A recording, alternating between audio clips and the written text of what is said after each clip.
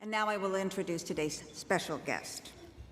I wish that every girl or young woman who ever felt discouraged by the obstacles she faced, whoever felt that she couldn't achieve something because the odds were stacked against her, could spend 10 minutes with the woman who is our guest today.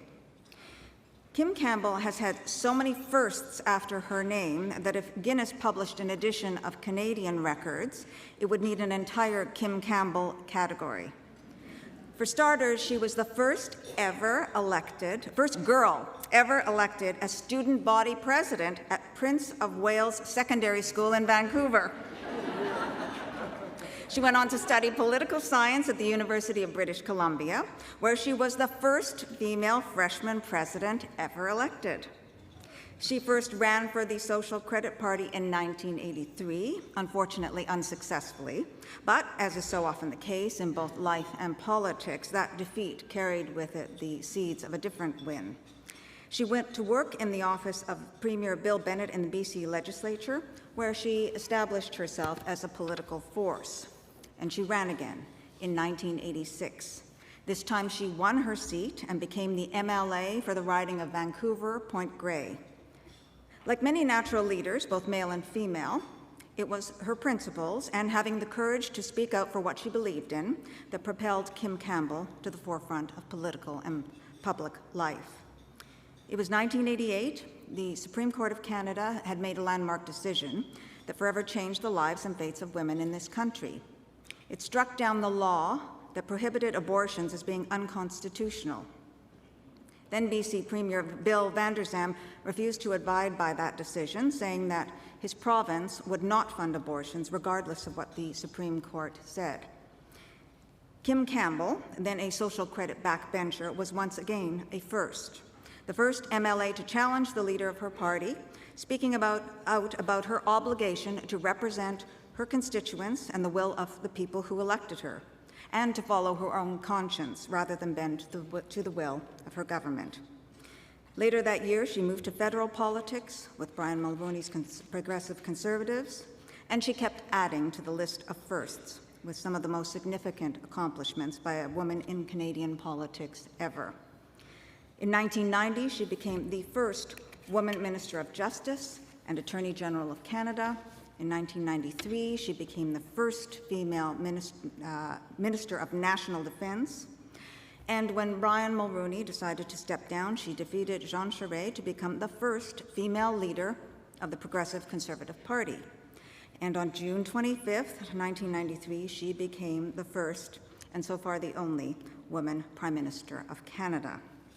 She retired from politics after losing the election in 1993, but her many accomplishments, her courage and tenacity and sense of justice have changed the way we see women's role in politics and government forever. So who better to inspire us today as we honor and celebrate and encourage women as full contributors and participants in public life? Please join me in extending a warm welcome to a Canadian pioneer and role model for women everywhere, the Right Honourable Kim Campbell.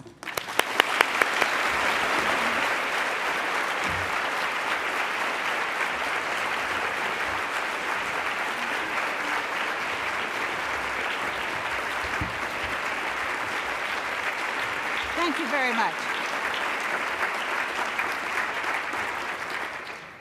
Many years ago, when I was in graduate school, I was the student of a very famous professor, a man named Leonard Shapiro, who was a legend in the field of Soviet studies.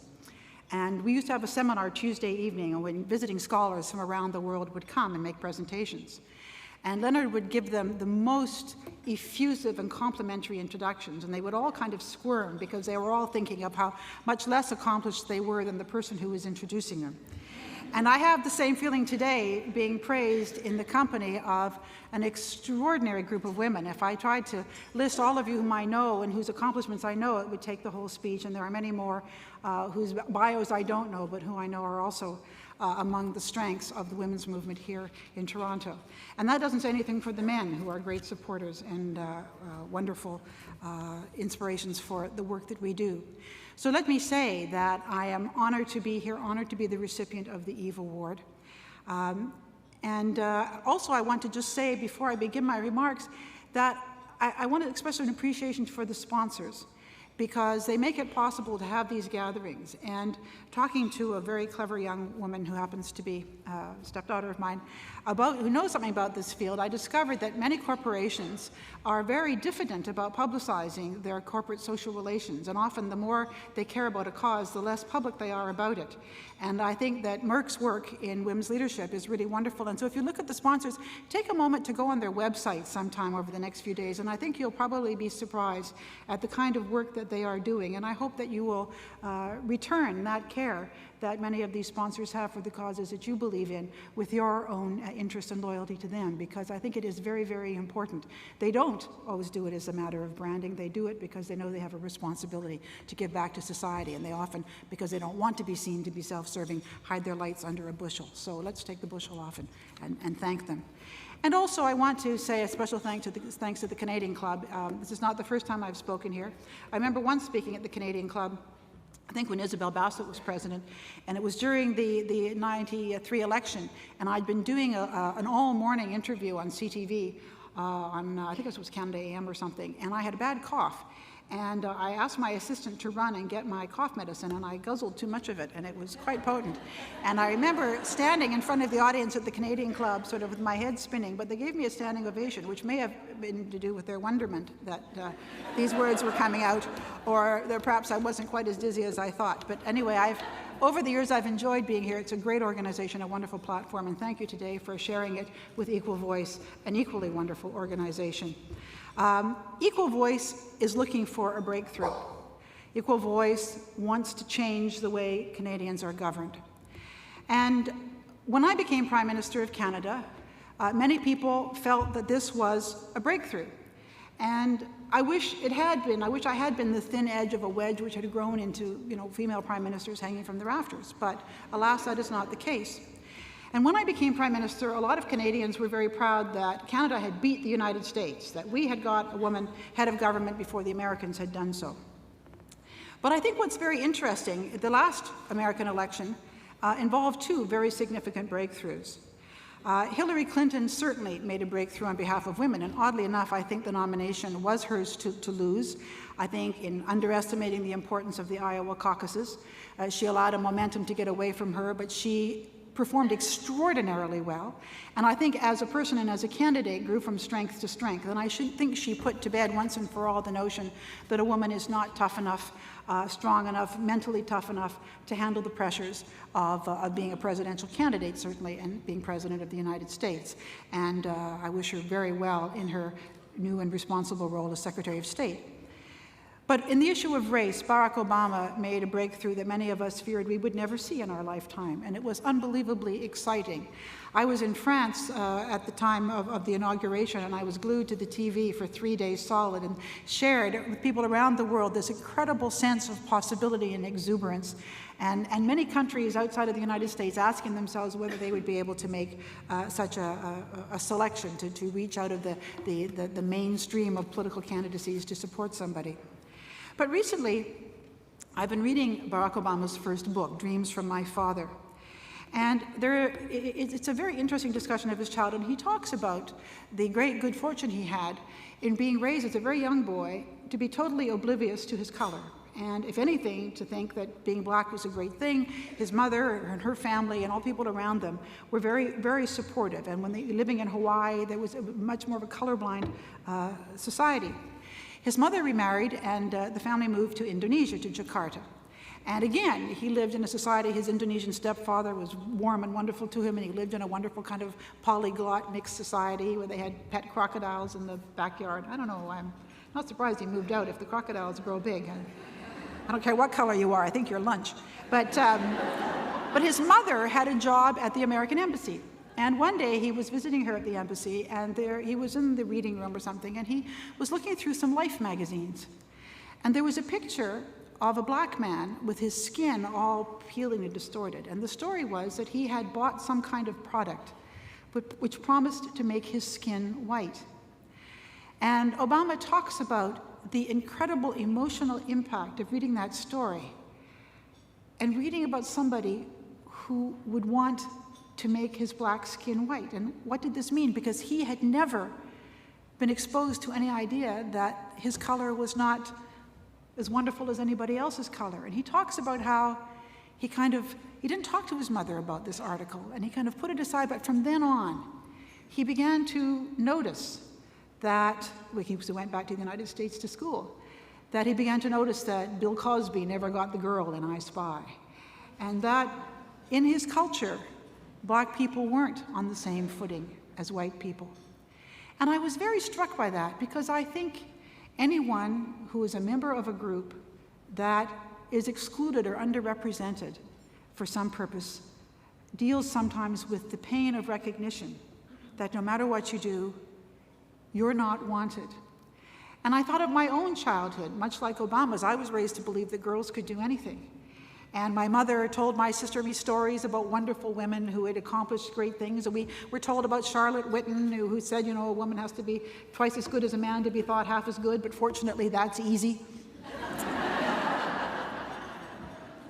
And yet, and for me, and when I was at school, I was smart, and so girls get praised at school for being smart. I was, as you heard, the first girl to be elected student council president at my high school. But I think it was when I was at university that I began to see that there was a difference in status.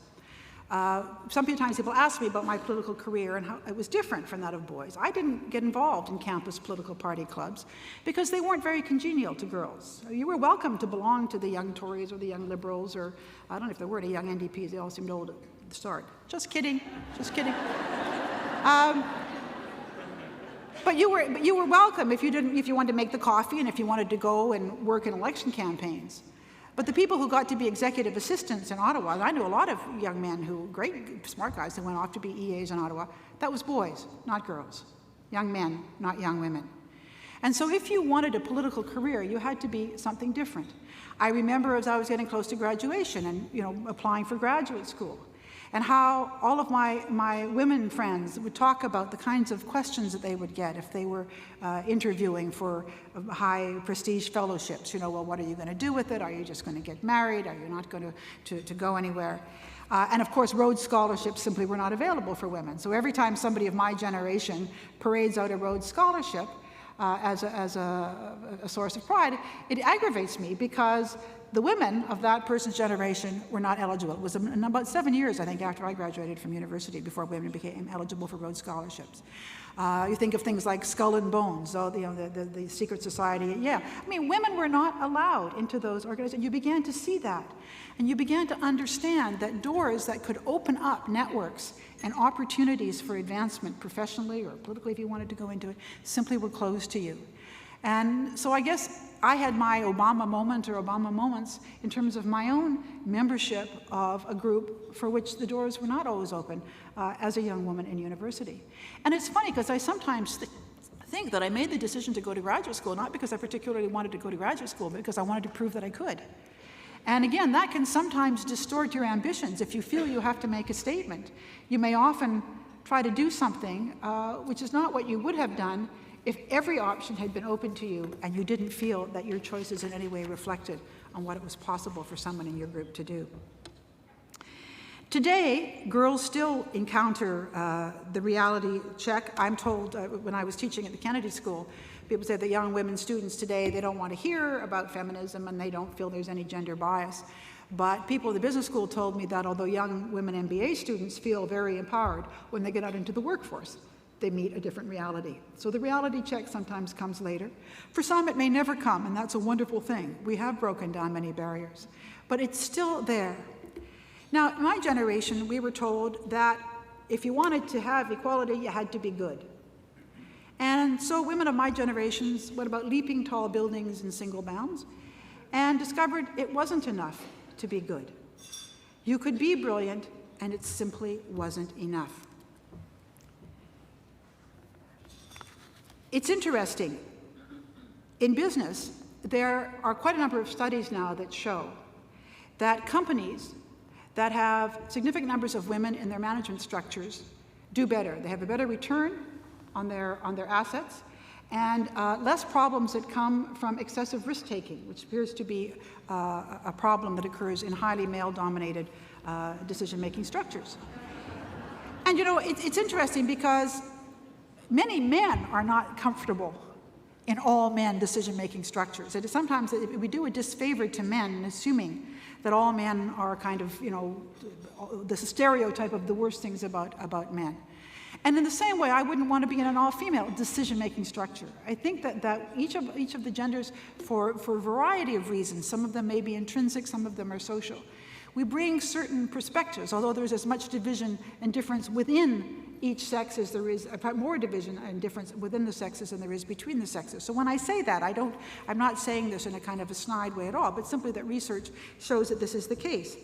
And yet, women still are dramatically underrepresented on corporate boards. What is more, Nestle, for example, a company, we all probably use their products. They make a great yogurt that I buy in France. 70% of the products that they sell are sold to women, but there are no women on their top 25, in their top 25 managerial positions. So I did not want to make a career out of being a former prime minister. When people are always so diplomatic, and when she retired from public life, some people, to paraphrase Shakespeare, some people choose retirement, others have retirement thrust upon them. But I discovered that having been prime minister was something that meant a lot to a lot of people. I always wanted to do honor to it. I don't have a parliamentary pension, so I had to earn a living, but I resisted offers to sell Vegematics on television, even if they do make julienne fries. But so I wanted to do honor to it, but I came to understand that the visibility of women who have broken through is extremely important in changing the landscape from which people determine how the world works, and particularly how young people determine how the world works. And so I have tried very hard throughout my life, since politics, to remain visible while doing constructive work in the promotion of democracy and the advancement of women. It's interesting because one of the things I do, I sit on the board of the Salk Institute for Biological Sciences, and just last week I was at the Institute for a trustee meeting, and we had a celebration at lunch of the inauguration of a new chair that had been endowed by, in fact, two of our members. And it was a chair in plant sciences, and the professor who would be the first person to hold this chair is a woman, Joanne Corey, who is the head of the Department of Plant Sciences at Salk. And she's an extraordinary scientist. And it was amazing to listen to the praise that her colleagues, male and female, were heaping upon her. Not only her brilliance as a researcher, but her effectiveness as a leader of the department, her kindness and support, and kind of tough love for other scientists. And, I thought about all of the debates about, whether women should be in science or not in science, Pache, Larry Summers. But what really struck me, too, was how much it meant to other women scientists who were there. Now, to be a scientist at Salk, you have to be among the best in the world. This is a gathering. There is more brain power in that institute than in the average small town. These are really smart people. And yet, the women scientists there, notwithstanding that they had been accepted as faculty members of this institute, still were so moved by the fact that this was a woman, the first woman to take a named chair at the Salk Institute. And the Salk Institute does have a policy of diversity, and they admit that they're not doing as well as they should. And so even among this highly talented group of people where you would think that their capacity is clearly demonstrable by the number of papers they publish and the citations, etc., it was still so important for them to have this recognition, this person visibly leading this visible manifestation of the excellence of women in science.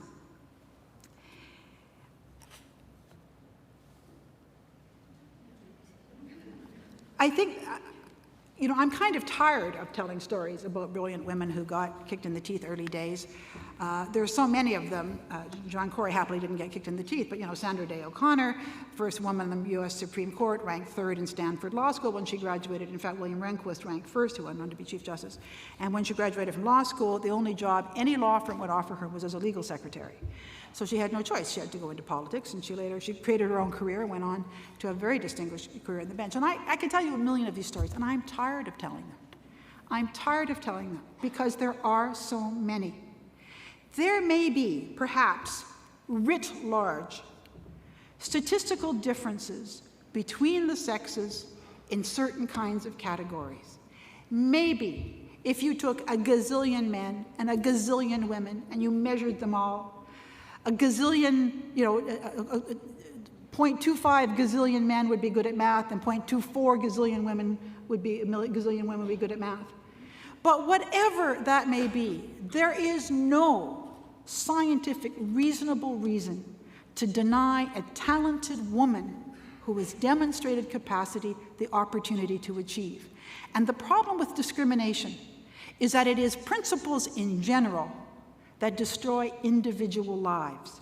Girls can't do this, so you can't come. Women aren't good at this, so we will not give you the job. And that is how discrimination works, and there is absolutely no basis for it whatsoever. And those kinds of principles defy the constant stories that we tell over and over again that demonstrate that they're not true. Knowing the problem and making role models visible, I've decided, is not enough. Positive action is needed, and it's very interesting to see changes recently.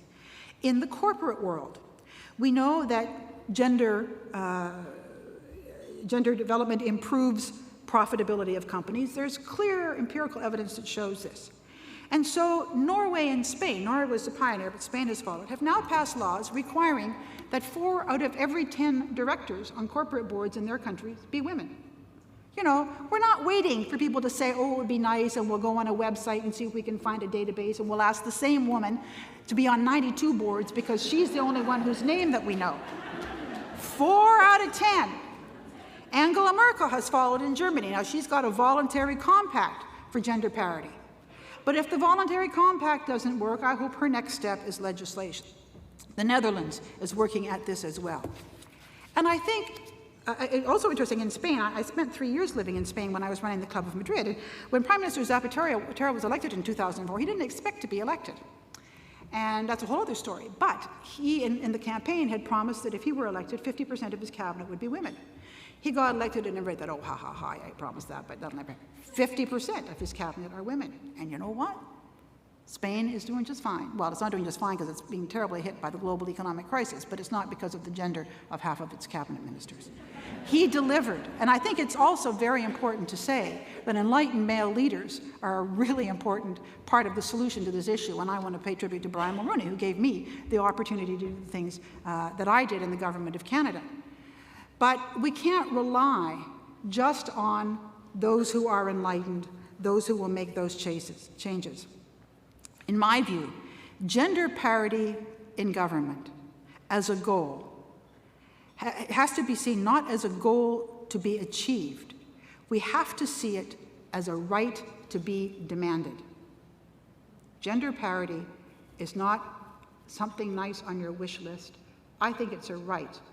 And incidentally, I just heard from Don Nicholson O'Brien, my former co-conspirator in the days when I was in Justice, that in fact, women in Canada pay over $44 billion every year in personal income tax, more than men pay. Not 44 billion, but they pay more than men. So no taxation without representation, ladies.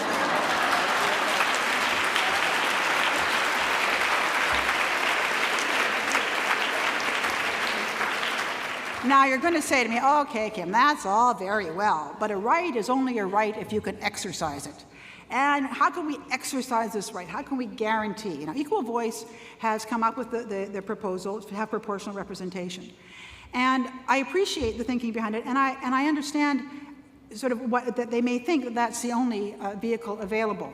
It's a problem in a country as large as Canada, where we're used to individual constituencies with responsible members of Parliament. But I would like to suggest how, in fact, we could do this. I think what we do is we adjust the House of Commons and we make every constituency a 2-member constituency, 1 man, 1 woman. So in every constituency in Canada, a party puts forward 2 candidates, a man and a woman. All the voters get to vote for the male candidates, they all get to vote for the female candidates. No competition between men and women for nominations, because there is a seat for a woman and a seat for a man in every riding. Now, you might say, well, that would mean would we have 2 members from every seat and the House of Commons will double? We can readjust the boundaries of the constituencies, and unless you think that this is total pie in the sky, When I was elected to the British Columbia legislature in 1986, I was elected from a 2-member constituency. In Vancouver, the city of Vancouver was represented by 5 2-member constituencies. And I was elected in Vancouver Point Grey. I topped the poll, so I got elected. But the person who came second, because this was an open election, it wasn't a seat party, was from a different political party. And I represented that constituency at the same time that another woman did, as a matter of fact, from a different party. It is eminently doable. There would have to be some careful readjustment of boundaries. Ridings would have to be, some would be expanded. The urban ridings could be done. But there's no magic number of people to be represented by a member of parliament. U.S. House of Congress representatives represent way more people than somebody does in Parliament. In Great Britain, it's fewer, but then Britain's a unitary state, except for Scotland and Wales now. It sort of spoils my rhetoric when I talk about this, but they don't have regional governments. The point is, there are many things you can do. My colleague Frank Oberle used to say that his constituent in British Columbia was the size of the Federal Republic of Germany. And for many of our members of parliament who represent large rural ridings, you could say, well, if you're going to double them up, that would be even more difficult. But you can manage it. You can have a commission. Canadian national industry, royal commissions. We could create a commission to figure out what the optimal boundaries would be, what the optimal size of the House of Commons would be. And, if the country that invented the BlackBerry cannot figure out technological ways to make sure that every Canadian is in touch with their elected representative, we should give it up.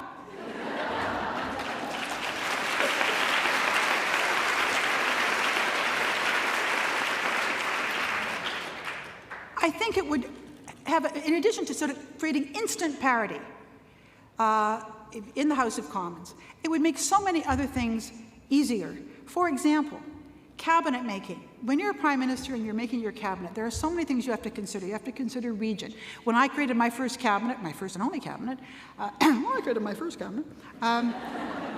I had to consider my opponents in the leadership campaign. I had to bring in people from, the enemy camp, so to speak. I had to, consider regions. And although I had reduced the size of the cabinet, I kept the same proportion of women. The absolute number went down. And that was, a source of unhappiness to me, because I had these other intervening variables that also had to be respected. If half the parliament was women, for every category, you'd have men and women. It would be so much easier. So John A. Macdonald once said, if you want me to build a better cabinet, you have to send me better wood. Well, send the better wood to Ottawa. Make it possible for a prime minister to meet all of the goals that we need in terms of the representativeness of the cabinet. So I really think that we need to stop being polite. We need to stop hoping that that women are going to get their representation. We need to stop, if we go at the rate we're going now, it'll be another 4 generations before women are 50% in Parliament. And that's assuming that there aren't terrible intervening variables that will arise because women are not there saving the world from itself. And now you may say to me, Kim, but women are so great, and if we have so many women in politics, might they not lose those very qualities that they have that make them different, and won't they just become like the men if they're in the corporate world and if they're in Parliament? And well, if that happens, sue me. I'm prepared to risk it. So I'm throwing this challenge out to you and to Equal Voice and to all of you who care. The solution is within our grasp. We could simply redesign the constituencies of this country, and if someone, as some budding law student no doubt will, makes a charter challenge that there's somehow gender discrimination, I'm not quite sure how they do that, but there is a provision in the charter that says that gender discrimination that is discrimination to rectify an old grievance is acceptable under our charter. And in the long run, it may turn out that this would protect men by guaranteeing that, because as women get to see, as people get to see women in politics, they may kind of be edging towards having more women than men. This way, no more arguments. And so, I want to say to you that we need to create a political system for all, a parliament where women are not just represented, but where finally, and once and for all, we have an equal voice. It's up to you. Thank you.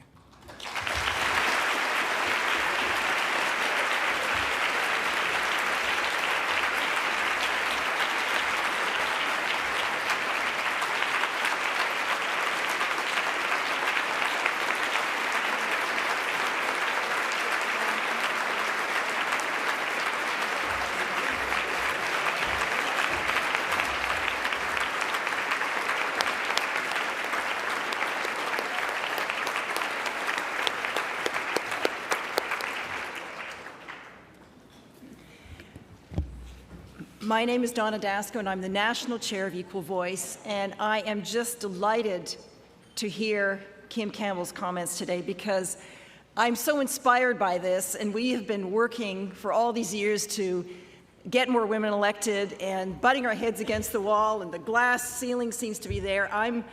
I've got you on tape, and this is it. We are going to do some of the things that you have suggested. I'm so inspired by your comments. I am here today to thank Kim Campbell for her wonderful speech, and I'm here to present her with our Equal Voice Eve Award. The Equal Voice Eve Award recognizes individuals who have made a significant contribution to advancing women in Canadian politics.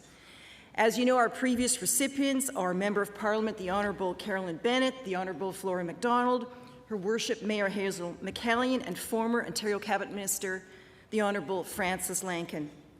These women have all been trailblazers for women in politics, and they symbolize and support our cause. But let's talk about a trailblazer. A trailblazer. Nobody is more worthy of that title, and nobody is more worthy of our Eve Award than is the Right Honourable Kim Campbell. We have heard earlier about her incredible accomplishments, and I still remember the day in June 1993, while I was watching television, the day that she won her party's leadership, and the excitement that I felt and that so many women felt on that day. In her biography, Time and Chance, she described the event this way, and I quote, "As we partied later that night, the joy of victory was deepened by the effect of the incredible realization that a woman was going to become Prime Minister. One supporter was in tears after the vote. 'This is for my daughter,' he said. Women of all ages were jubilant.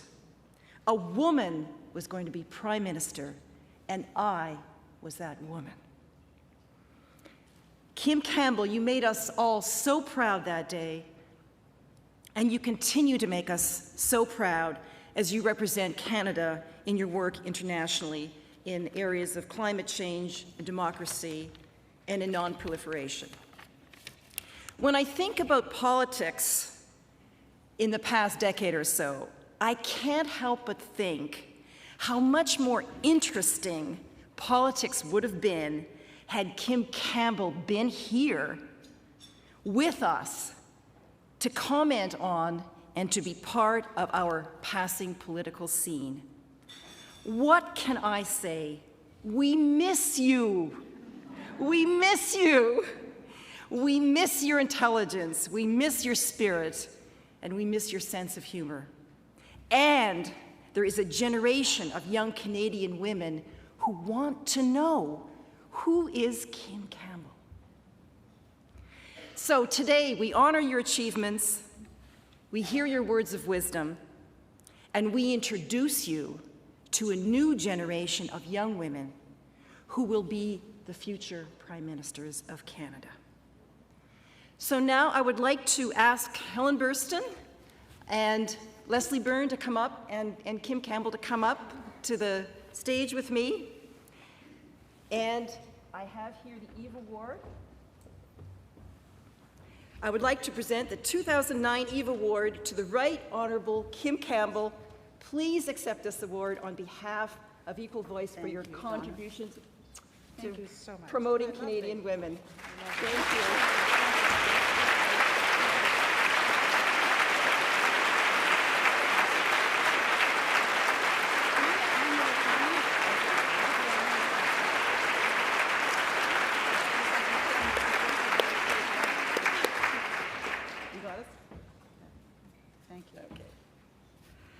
I'm very grateful, thank you. And I wanted to just add one comment.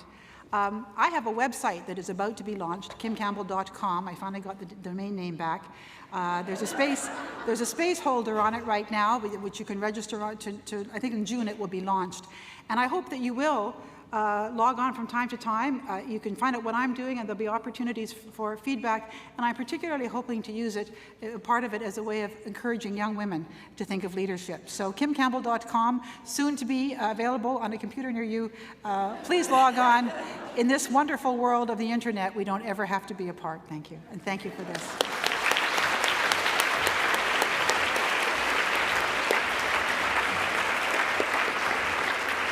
Thank you very much, and I'd like to now call upon Noella Milne to thank Kim Campbell on behalf of the Canadian Club of Toronto and Equal Voice. Noella?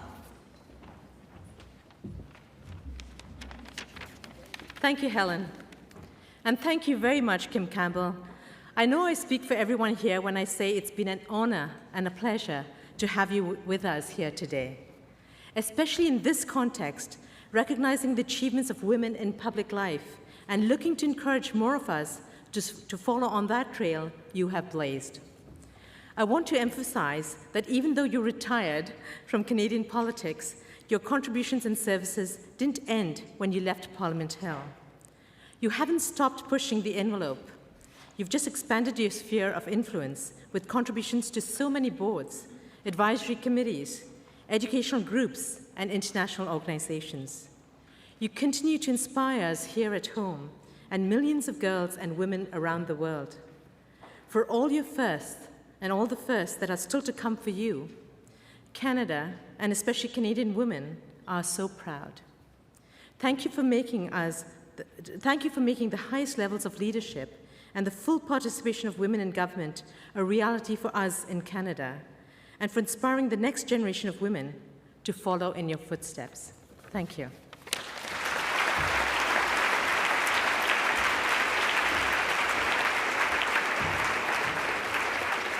Thank you, Noella, and thank you again, Kim.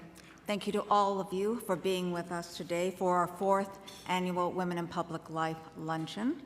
And on your way out, I'd like to remind you that there are 2 tables, one set up to display Equal Voice, and the other for the YWCA Women of Distinction Awards. And these remarkable organizations are showcased there. Please stop and get more information on your way out. This concludes our television programming, which has been broadcast live on Rogers TV today. And thank you again for joining us. This meeting of the Canadian Club of Toronto is now adjourned.